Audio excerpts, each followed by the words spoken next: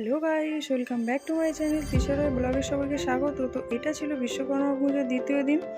তো বেরিয়ে পড়েছি।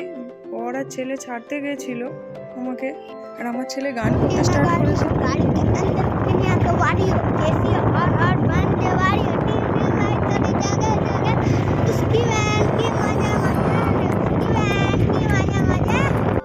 অফিসে ঢুকে দেখি এখানে রান্নাবান্না স্টার্ট করে দিয়েছি সবাই। চলো, আমি অফিসে ওপরে চলে এসেছি। কিছু কাজ ছিল পেন্ডিং, তো একটু কাজ করে নিই এখানে।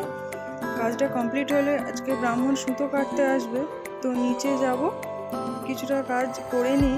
তো তোমরা দেখো, তো চলে এসেছি নিচে। তো পুজো সব রেডি করে দিয়েছি। এখানে ব্রাহ্মণ পুজো করছিল সুতো কাটবে বলে। তো দেখো এখানে এবার আরতির সব জোগাড় করে দিয়েছিলাম। এখানে এবার আরতি হবে। শুরু হয়ে গেছে। দাদা ঘন্টা বাজাচ্ছিল। পুজো হয়ে যাওয়ার পর এখানে ম্যাডাম দধিকর্ম মারছিল সবাইকে দেবে বলে। তারপর সবাইকে দিয়ে দিয়েছিলাম। চলো, সব কিছু মিটিয়ে চলে এসেছি মুড়ি আলুর দম খেতে। তো খিদে পেয়ে গেছিলো। তারপরে উপরে এসে আবার একটা কাস্টমারের গাড়ি ছাড়লাম। HF ডিলাক্স গাড়ি ছিল।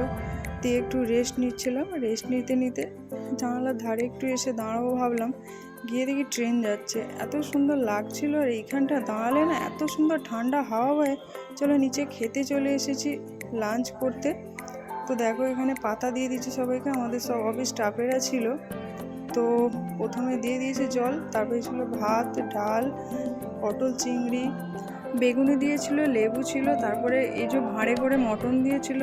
মটনটা দারুণ সেদ্ধ হয়েছিল। তারপরে চাটনি, পাঁপড়, মিষ্টি ছিল। তো দেখো এখানে আইসক্রিমটা দিয়েছিল। তো আইসক্রিমটা আমি উপরে নিয়ে চলে এসেছিলাম।